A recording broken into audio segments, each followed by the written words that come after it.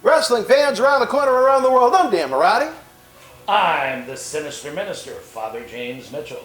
Well, the studio did not collapse and implode. This is Wrestling Insider Special Edition on the road. Very happy to have a new friend with us here as we kick off a great spring and summer series of new guests. We'll be back with a brand new Wrestling Insider Special Edition. Stand by. The month of May explodes in Boston Wrestling MWF. Joining us for the first time in studio will be ECW icon New Jack, Saturday, May the 8th, taping episodes of Wrestling Insiders in a special live episode with a Cyber autograph signing. Then Saturday, May the 22nd, Sunday, May the 23rd, the legendary Demolition Axe, the Masked Superstar, one half of the greatest tag team in WWE history, joins us for 2 days of Wrestling Insider tapings in a live Cyber autograph signing with photos already signed by Demolition Smash. It's going to be a month to remember. Head on over to BostonWrestling.com. Pre-order your 8x10 photos now and help keep wrestling legends working. Wrestling fans around the corner, around the world, I'm Dan Marty. And I'm Mr. USA WWE Hall of Famer Tony Atlas. The road to WrestleMania has begun. Wrestling fans are looking to add to their man caves. You got to see what we have in the eBay store. Check it out. At Night of Champions 2020, Tribal Chief Roman Reigns successfully defended the WWE Universal Championship against his cousin, Jey Uso, in a must-see battle. Here is your chance to own a piece of Roman Reigns moments before battle on this beautiful limited edition autographed 11x14 poster direct from friends at WWE. It's number 19 of only 50 made. Includes WWE authentication hologram on the poster itself, suitable for framing and matting. You'll also receive a bonus Legends autographed 8x10 photo in an on-air shout-out on Wrestling Insiders as our thanks for helping keep wrestling legends working. Get this ultra-rare Roman Reigns autograph poster now. Cheer. Why, hello. I would ask what was on your mind, but I already know. You want to know what has got my beard looking oh so majestic. And I'll tell you, it's sexy as hell beard care. Coconut oil, vitamin E oil, almond oil, both sweet and bitter, shea butter, it's all natural. Yes, JTG has actually come out with a high quality product. So support your boy by going to sahbeardcare.com and take one step closer to becoming sexy as hell. Cheer. Ooh, cheer. You know? Boston wrestling sports and the MWF explodes into a new year of unknown with professional wrestling content galore, and we need you to join our family. Every Tuesday night at 10 p.m. after we review the previous night's Monday Night Raw, it's Wrestling Insiders at your house with the unpredictable WWE Hall of Famer, Mr. USA Tony Atlas. Wednesday nights after WWE, NXT, and AEW at 10 p.m., you never know who's going to show up on Wrestling Insiders Special Edition. Every Thursday night at 10 p.m. after our NXT and Dynamite review, it's Marty Jannetty's No Holds Barred Sex, Drugs, and Rock and Roll journey through the 80s and 90s on Wrestling Insiders Party with Marty. Friday nights after the lights go down at the Thunderdome on SmackDown, it's John Cena Sr.'s Wrestling Insiders Fabulous Fridays. Plus, look for classic clips, bonus live episodes, pay-per-view watch-alongs, and more. If you want early, ad-free access to all of our Wrestling Insider talk shows, our acclaimed studio shoot interview DVD library, and to help keep wrestling legends working during the worst of times, for less than a cup of coffee at Starbucks, join our growing family at patreon.com/Boston Wrestling. Expect the unexpected in 2021. This is Mick Foley. This is Harley Race. This is Shelton Benjamin. This is Mr. Wonderful Paul Orndorff. This is the Monster Abyss. And this is Daniel Bryan. This is JBL, and you're watching the MWF. Be there live.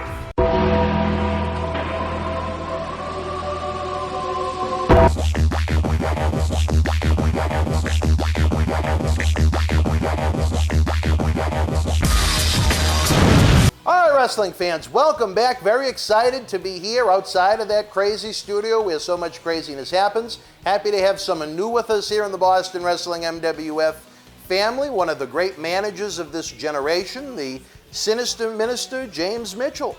We've chatted back and forth a little while over the years, and we finally made it happen as WrestleMania 37 gets ready to take over the Tampa area.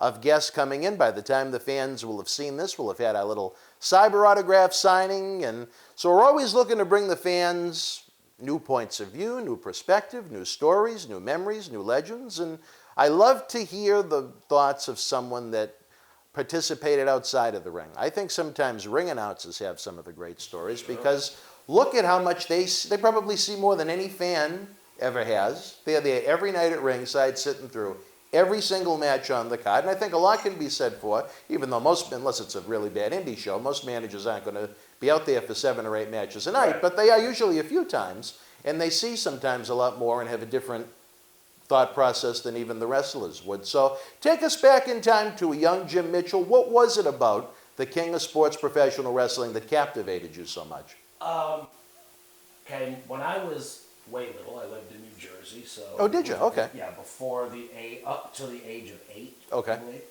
So, I remember wrestling was always kind of in the background a little bit. My father watched it, but, as a little kid, I was into comic books and that sort of thing. But, the first thing I really took notice of was the first time I saw the Grand Wizard, which was probably around 1973, I think. And the thing I noticed about him, because I was a big comic book kid to the degree that a 5-year-old or 6-year-old could be, whatever I was at that age, the Grand Wizard showed up and he had those great glasses, with the little slits. Well, the Flash had his arch supervillain, arch enemy, Captain Cold, who wore a parka, but he had the same fucking glasses. And I looked at it and I thought Captain Cold was on TV for a minute. Anyhow, fast forward, I moved to South Carolina and very much into comic books. And I had a friend in 3rd grade that invited me over to his house one day to trade comic books. And I showed up and he pulled out whatever, here, look at this one, look at this one. And suddenly these 2 motherfuckers burst out of the closet. They had been lying in waiting. And they started beating the shit out of me. Bam, bam, bam, and doing all these wrestling moves and jumping off of the fucking, the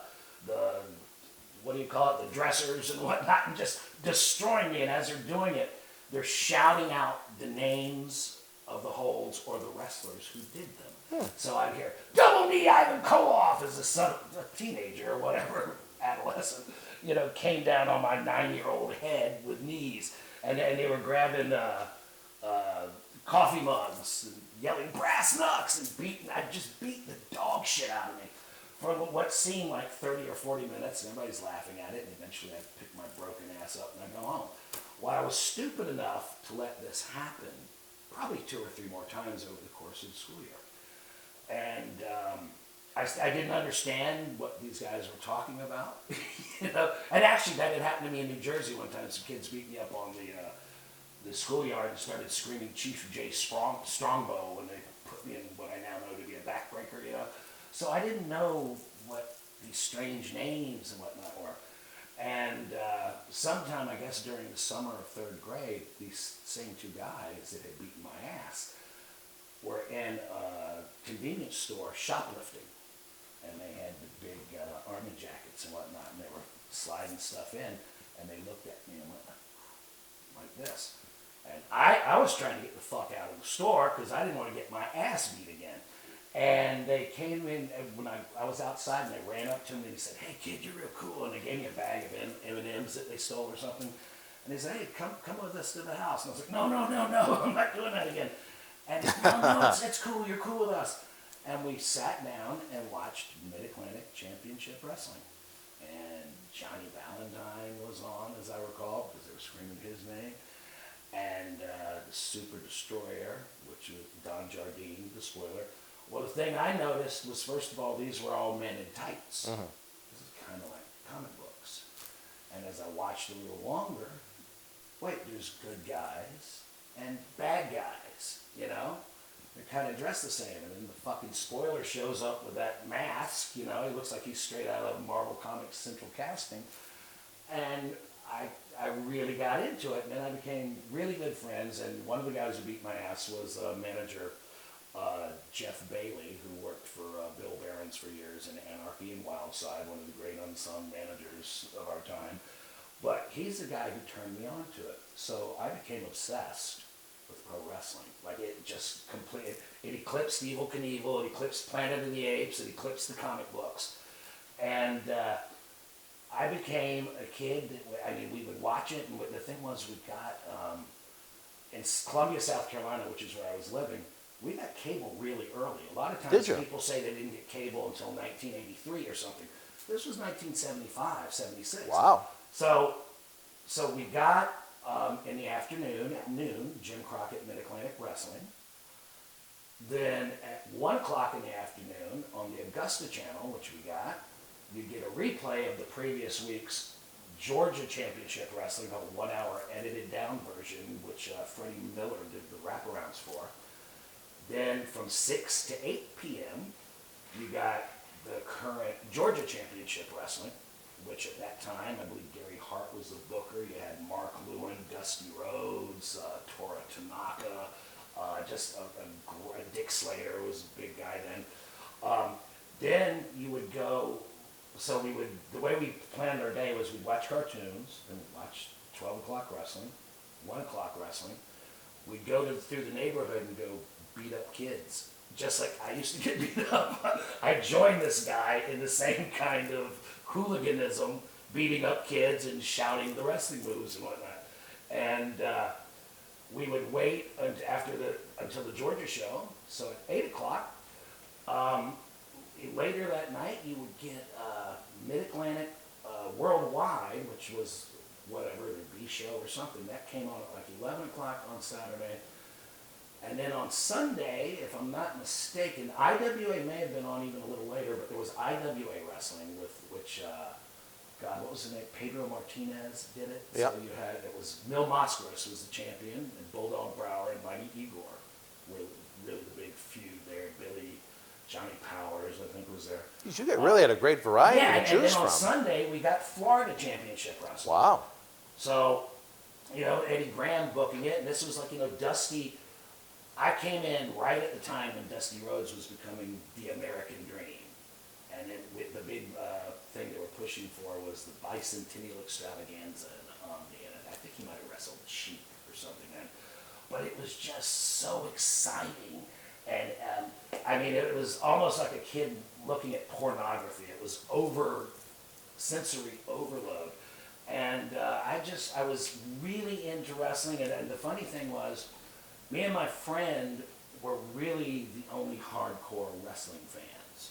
There were kids at school who knew about it, but they weren't into it, so they didn't know what we were beating them up about any more than I did when I was getting beat up over comic books out of the closet. But I maintained a love of wrestling for years, and eventually girls came into the picture. So they would say, "Oh, you guys look like a bunch of faggots and whatnot." Sorry, I'm just repeating what somebody said. But this is a hard crowd to offend. Yeah, but we were doing backyard wrestling, except it wasn't in the backyard. Right. We'd do it in the fucking street, and we would do crazy stuff, Dan. We like just out there, the gutter, like the drain thing, like where the guy from Pennywise would be. Yeah. Our big move, we're gonna pile drive somebody on the gutter or whatever, the drain, and just all kinds of dangerous shit that I look at that now and I'm like, I don't know how we didn't kill somebody or kill ourselves. And we would do shit like we'd see kids coming down the road on the bicycles, and the Valiant Brothers were the Georgia Tag Team Champions. This is, 75, 76, somewhere in there. And they were the first people I'd ever seen do the double clothesline. So Jeff and myself would be walking down the road, and we'd see a kid coming up on his bike. Let's do it.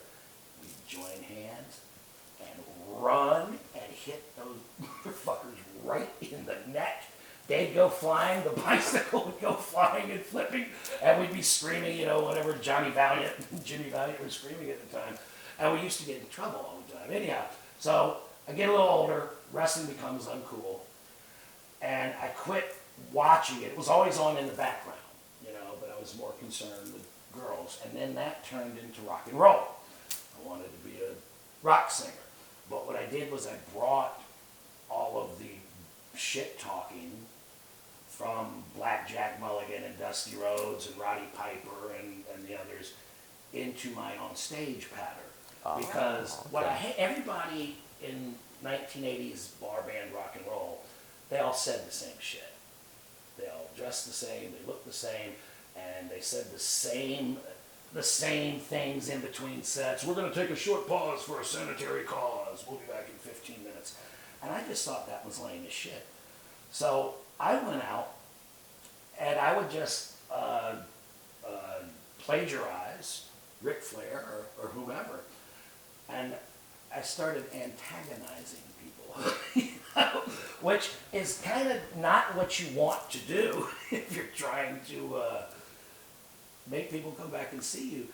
But, and we were playing at shitty biker bars and stuff, but the bikers were kind of intrigued by it. And one day, I happened to be at a kind of a dump bar, and there was a guy from another band with his Yoko Ono, I guess you would say, who was prodding him along like, who's this guy think he is?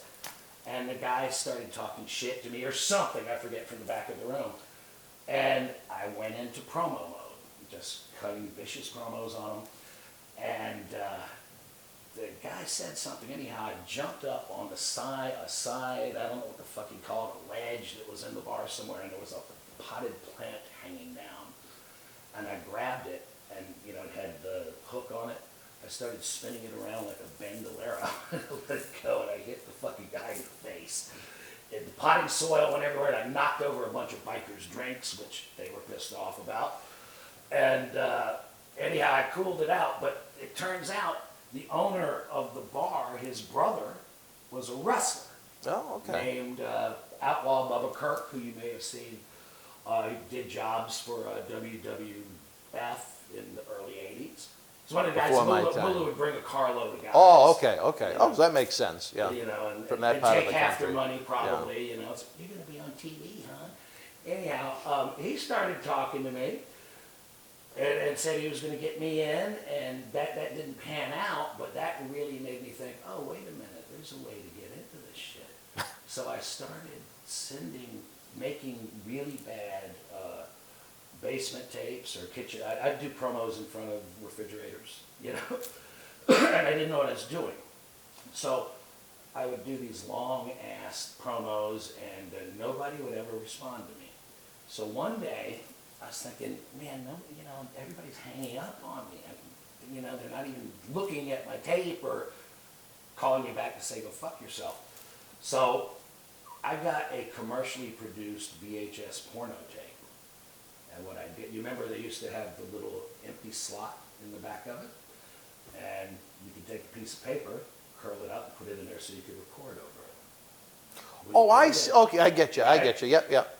So I put the tape in, I let it run about 5-6 minutes, whatever.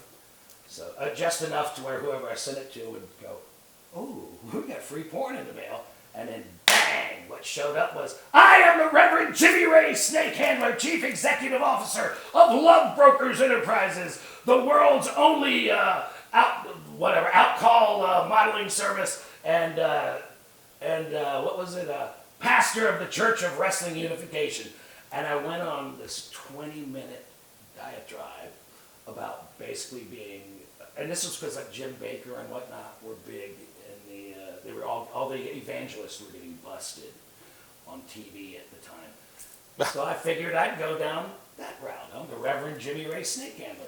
And I recorded this on top of the tape and then, stopped it. So I wound up sending it to Avalanche Buzz Tyler and Gene Anderson, who was in Mid-Atlantic.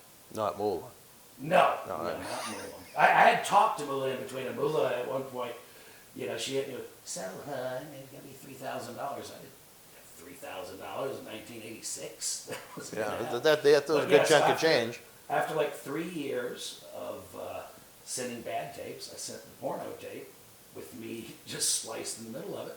Gene Anderson called me up and he was like, hey kid, oh actually, I was working at a record store and I go, somebody wants to speak to Reverend Jimmy Ray Snake Handler. And I was like, what? And he was like, yeah, it's Gene Anderson. And he goes, kid, I got your tape. You got the gift of gab, but you don't know shit about wrestling. You'd be a good preacher or a porn star, but you don't know anything. So he told me, and I was like freaking out, like somebody who just won Miss America, you know. But he said, you're good, and you have talent, and we can do something with you, but you got to learn how to take your bumps. You got to do this. He goes, so I'm going to give you names of some people, and the first. He gave me a list of several indie promoters in the Carolinas. The top of the list was Atlantic Coast Wrestling, which was run by Nelson Royal and Grizzly Smith, who was Jake Roberts' father. And I sent it, and I didn't hear anything back. And eventually I called, and I got Nelson on the phone. And Nelson goes, well, let you talk to Grizzly. And I have no idea who Grizzly Smith is at this point. He yelled at me, I can't put that on TV. You'll get us thrown off of every station. You're a blasphemer and you're this and this and this. And anyhow, long story short, just based on that list of names that I got and phone numbers, eventually I was able to get myself onto an Outlaw show, you know, just with bullshit, you know, they just immediately lie. Yeah, I've been working 3 years, you know. There was no internet. Right, you know? right. So I looked cool. And I could talk a line of shit. So I got in on the ground floor of horrible independent shows and worked my way up from there. So, Unbelievable, wrestling fans. I think that's a great spot to take a brief time out as we continue to introduce the Sinister Minister, James Mitchell, to Wrestling Insider, Boston Wrestling MWF.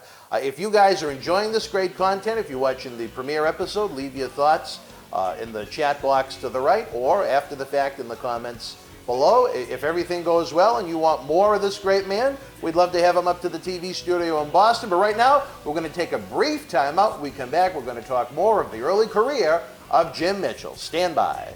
Wrestling fans around the corner, around the world, I'm Dan Marty. And I'm John Cena Sr. Johnny, the momentum here in Boston wrestling continues as we continue to build and build and build. The fans want to know, how do we help? We subscribe to the Patreon, but we see all the great merchandise on that set. Coronavirus may have killed the nightlife, especially for someone like Marty, but our acclaimed eBay store is open 24/7 around the world. Wow. Check it out. On October 28th, 2020, wrestling's scariest night was back with WWE NXT Halloween Havoc. This limited edition collector's autograph poster is number 12 of only 100 produced and is signed by all 9 superstars featured on the poster, including Johnny Gargano, Damian Priest, Candice LeRae, Io Shirai, Dexter Lumis, Cameron Grimes, Rhea Ripley, Raquel Gonzalez, and your Halloween Havoc host, Shotzi Blackheart. Comes with WWE authentication hologram on the back. You'll also receive an on-air thank you from WWE Hall of Famer Mr. USA Tony Atlas and a bonus mystery autograph photo. Help keep wrestling legends working. Get this awesome collectible now. All right, wrestling fans, welcome back as we continue this special edition of Wrestling Insiders. Dan Marty here with the Sinister Minister Jim Mitchell, getting through his early days in professional wrestling, working at a record shop, getting a call from the legendary Gene Anderson.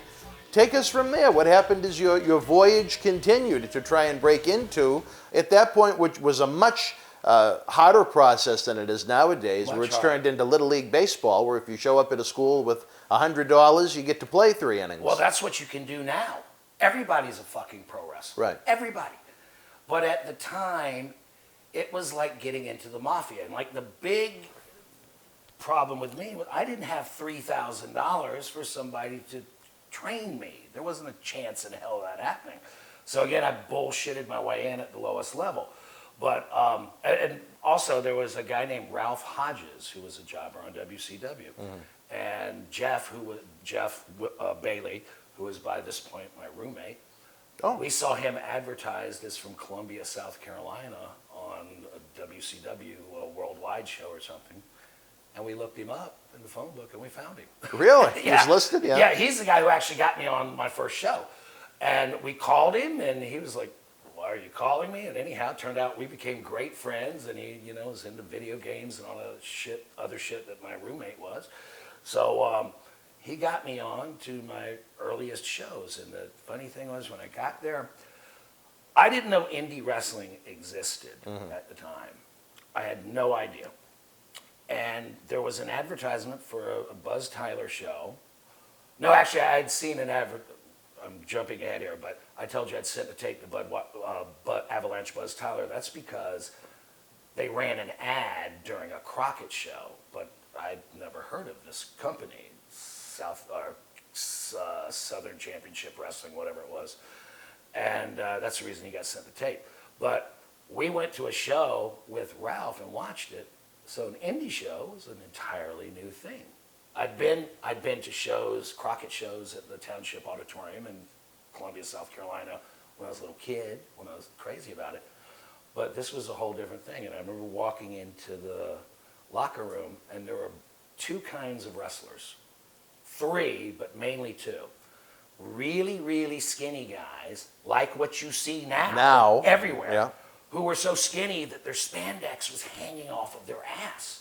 You know what I mean? Yeah. Like a guy the size of Tony Mamaluke who didn't have enough ass to not look like he had a shitty diaper, And then you had these big fat guys that all looked kind of like Bubba, Cornette's shit. I'm Big Boss Man. Ray Traylor. Ray Traylor. So you had the guy, that was the other archetype, the guy with the big beard and a Panama hat. And they were big fat guys, and they had shitty beards. That was, you would occasionally have one guy with muscles on the show. And you would occasionally have somebody a jobber moonlighting, like Charlie Cook. I'm just throwing some names out. They might not be exactly right, or George South kind of thing. They would be the stars of what, was on the indie show. So I'm out there and I'm like, oh shit, there's only like 50 people here. Most of them are probably the family of the guys, Right. They probably bought tickets, so they could be on the card. But I did stuff like that. But what I would do is I would find the guys who looked more like stars, who got the biggest pop, and I would go up and kiss their ass. Because they would, basically, we'd kind of mutually find each other, be like, damn kid, you can talk, And well, yeah, you're great. Let's get together and do something. So we would slowly inch our way up to better levels of indie shows.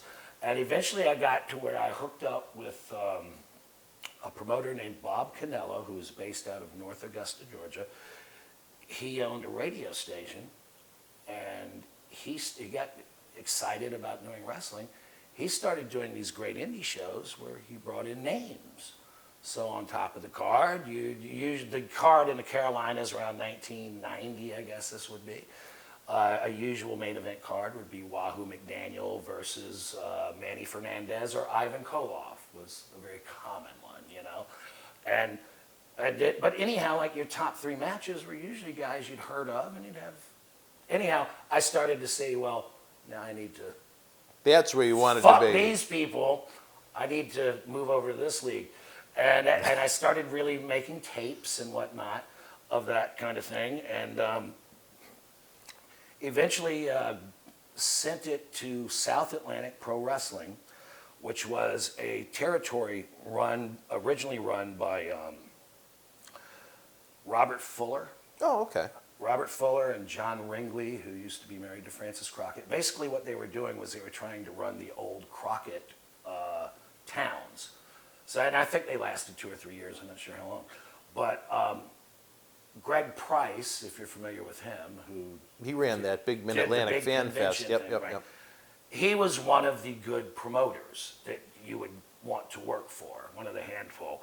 And he somehow took over South Atlantic Pro Wrestling, and I sent him a tape, and he brought me on. And so I got my first TV. I think they only lasted like 3 shows or 4 shows after that. But I actually had something on tape with real lighting and you know what I mean? It was more professional than a VHS where when you're cutting your promo, you know. Yeah. So I sent that to, I started getting even better indie shows after that, but I sent it to Cornette.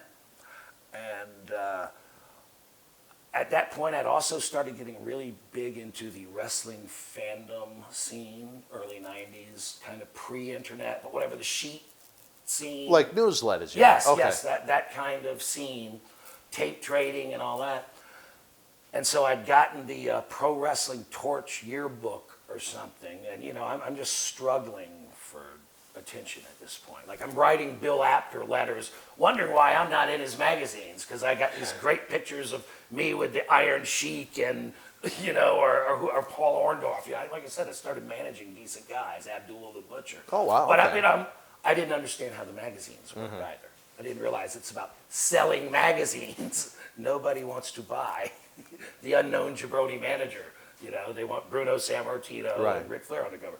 Anyhow, I'm reading the Pro Wrestling Torch yearbook, and somebody asked Cornette in an interview, or I guess Wade Keller did, were there any managers on the indie circuit that he liked?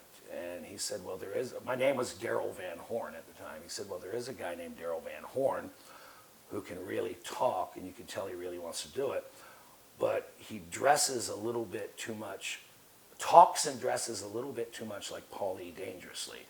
But if he could change that up a little bit, I think he could go somewhere. So like that to me was like, holy shit, I've never met Jim Cornette, and I just read this in print. Did you agree with that assessment?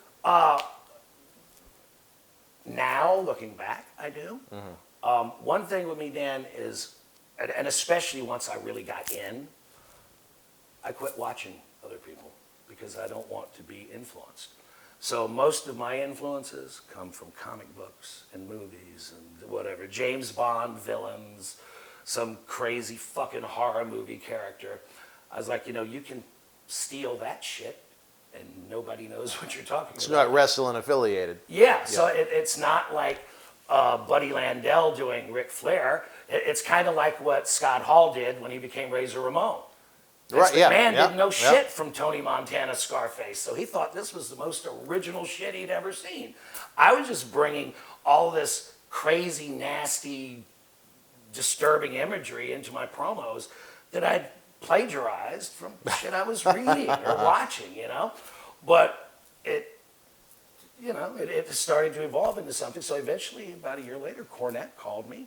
I came home and I get a message that Jim Cornette is called. And I freaked out, as you might imagine, like Cornette. And he said, hey, I watched your tape. You're really good. I got a spot for you. And I'm thinking at the time, because I think Bobby Eaton may have been there at the time, or Arn Anderson, something was going on. But I mean, they had real wrestlers there. And I thought, oh yeah, I'm off to the races. And he goes, I want you to manage a mummy. And I did, what? What? A mummy, Prince Karras, the 3,000-year-old mummy. and at the time, though, the way I looked at it, well, of course I wasn't going to turn that down. Right. But the other thing was, the way I embraced it was because among the things I loved as a kid were the classic Universal Studios monsters. Boris Karloff, Lon Chaney, all that shit. So I was like, okay, I can make myself love a mummy and put him over. But I got there, and because I didn't know what I was doing, I didn't understand that you were cutting promos to sell tickets. That didn't enter my head. I thought it was just, let me get over and say some crazy shit and impress my friends. Or you know, here's my little secret decoder ring joke of the week, which 3 people I knew got and nobody else did. But my jokes are like that a lot on this show with Glantz, yeah. So I get what you're saying. You get the joke, but 99.9% of the planet doesn't have a clue. Yeah. So I got out there, and again, there was no internet, or at least I had no access to one in 1993. Oh, so it was so sparse at that point? Yeah, right. You'd have to wait 2 weeks, 3 weeks for the sheets to come Yeah. out, and I'd pour over them. And I made my debut, and I started getting great reviews, you know? And nobody at the time called me out over the fact that it was kind of like as a standalone art piece, they're kind of funny, but in the context of wrestling, what are you doing? Why are you talking about porn stars and snuff films? What does any of this have to do with a mummy? But yeah, I was there, and I ran with it as long as I could, and then I got fired by Cornette because Paul Heyman had called me up.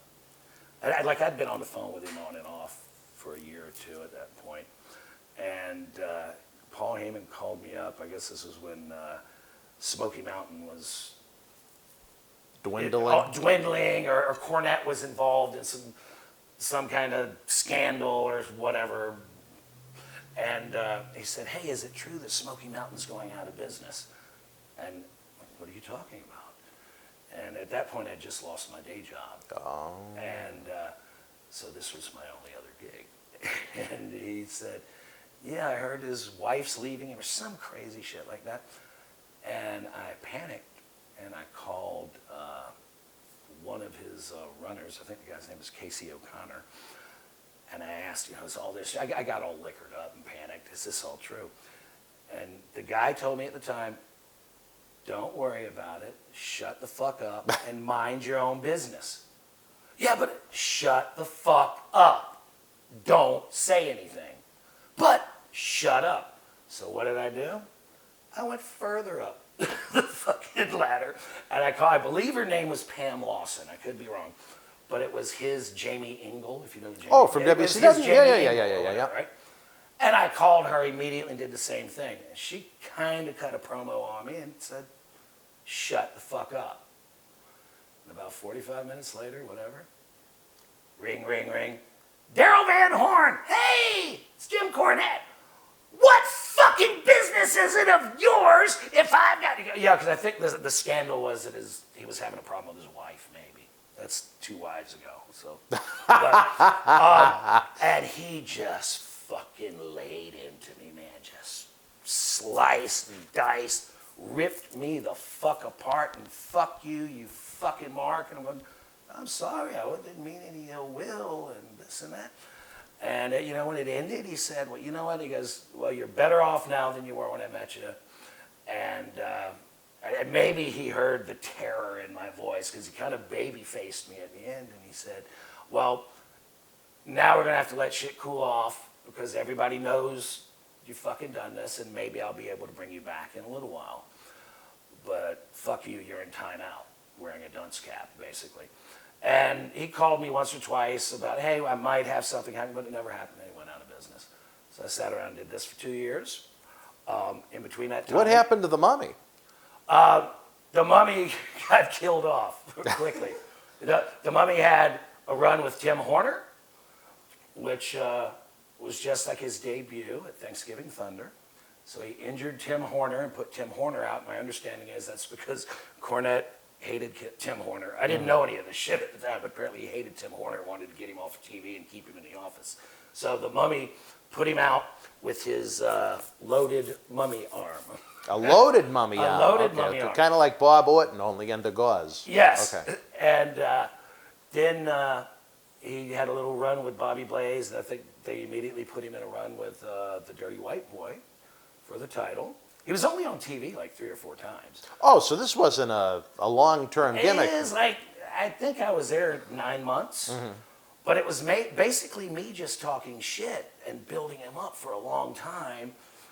He did a couple of the big, Thanksgiving Thunder, Christmas Chaos, but on TV, very limited exposure. Did you think it was odd that someone that is, especially if you listen to him nowadays, someone that is as old school as Jim Cornette, with the great passion for what a lot of us would probably like the industry to still be in 2021, developing a, several thousand-year-old mummy for you to manage on his own professional wrestling platform? I did think that at the time, although, in 1993, that was a pretty far out fucking premise.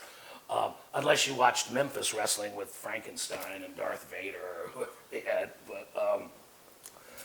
But his reasoning was that Rick Rubin, you know who that is, the record music guy, producer? yep. Yeah, from Def Jam or Def American Recordings.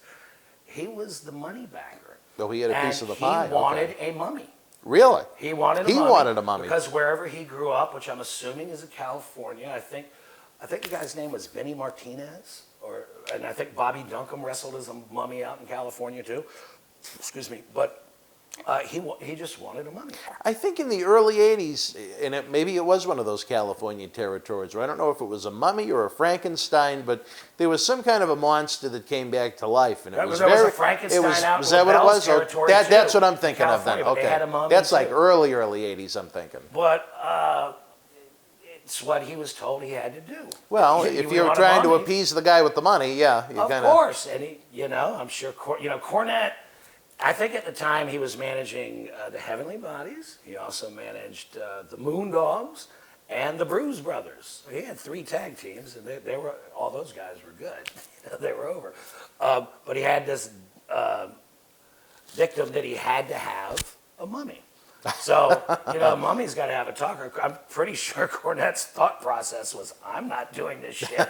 Let me throw a bone to this kid over here in South Carolina. So, I made the best of it, and did what I could. But the mummy, you could tell immediately it was a flop. And the guy's name was Rob Mazie. Nice guy, super guy, but he was a big, tall guy. I believe he was a professional ticket scalper. The funny thing was, Okay. he had claustrophobia. So when you put him in that shit, you'd have to wrap him up. And it was also, the top thing was a rubber zombie mask, which was then all taped around his head. And he was wearing sweatshirt, sweatpants, and Oh, so he was all probably that pretty was hot taped when up. he went out there, yeah. Yeah, so we had to roll him around in the dirt because when he first showed up, he wasn't dirty. You're a video guy, Paul. You may know what I'm talking about. When he showed up on the pay-per-view. I thought you were going to say he was dirty. Well, no, hold on. No, glance I'm talking about. Oh, All right. no, hold on. No. So the mummy was virginal white when he made his TV debut. And it was... At 3,000, you may have got a little dirt on you. Right, but he was virginal white, and he came out for his debut. And when if you go back and look at the old tapes of Thanksgiving Thunder, when he showed up, there's something about white bleeding into the screen. Do you know what I'm talking about? Where it goes, bzzz. So while the mummy is on the screen, it sounds like there's an audio problem, but it's because it's so white or something. Somebody told me that it fucks up the audio and the video. So after that, we had to start rolling around in the mud. So we'd go, we'd get him to the building and just roll him around and get him dirty. And then he'd sweat in it, and you'd have to cut him out of it and just retape him and then roll him in the dirt again. So, a claustrophobic guy is stuck in this filthy thing that probably smells like a monkey's wedding, just BO from however many months of doing it, and filthy, and the thing on his head keeps getting tighter and tighter because you keep wrapping more tape around it. But he was a pro and he dealt with it, but he would immediately be like, cut me out of this fucking thing as soon as the show was over. It was a bad gig for a guy with claustrophobia. How often would Smoky Mountain run? What was the loop like? They did TV every 3 weeks, and then they were on the road probably 5 days a week. Mm-hmm. So. Oh, really? So that often? Okay. Yeah, I remember at one point. How are we doing on time? Was that our second one, Mr. Cena? All right. Oh, you know what? We're going to have a great place to hit the pause button.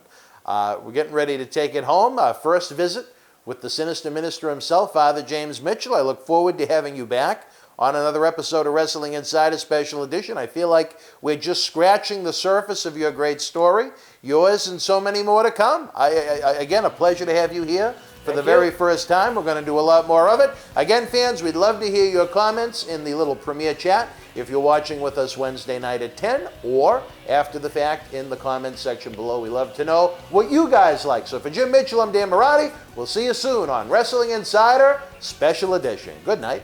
The World Wrestling Federation was live at the Cow Palace in San Francisco, California, Saturday, April the 28th, 1990. In the opening contest, Paul Roma beat Playboy Buddy Rose. Brutus the Barber Beefcake victorious over the Genius. Model Rick Martel defeated rugged Ronnie Garvin. The Orient Express with the win over the Rockers. Hillbilly Jim beat Bob Bradley. Hacksaw Jim Duggan victorious over Rakim. Sensational Sherry defeated Sapphire. And in the main event, Rowdy Roddy Piper replacing Dusty Rhodes with the win over the Macho King Randy Savage. If you were in San Francisco live, share your memories in the comment section below. Use the links in the description box to keep Wrestling Legends working in our eBay store and on our acclaimed Patreon streaming service so we can bring you more interactive superstar shoot interviews to relive the good old days of professional wrestling. Check it out. Boston wrestling sports in the MWF explodes into a new year with professional wrestling content galore and need you to join our family. Every Tuesday night at 10 p.m. after our Monday Night Raw review, it's Wrestling Insiders at your house with WWE Hall of Famer Mr. USA Tony Atlas. Wednesday nights at 10 p.m. after NXT and AEW, join rotating legends on Wrestling Insiders Special Edition. Every Thursday night at 10 p.m. after our NXT and Dynamite review, it's Marty Jannetty's no-holds-barred sex, drugs, and rock and roll journey on Wrestling Insiders Party with Marty. Friday night after SmackDown, don't miss John Cena Sr.'s Wrestling Insiders Fabulous Fridays. Plus, look for classic clips, history videos, bonus live episodes, pay-per-view watch-alongs, and more. For less than a cup of coffee at Starbucks, get early ad-free access to our Wrestling Insider talk shows, our acclaimed studio shoot interview DVD library, and help keep Wrestling Legends working during the worst of times. Join our growing family at patreon.com/Boston Wrestling. Expect the unexpected in 2021.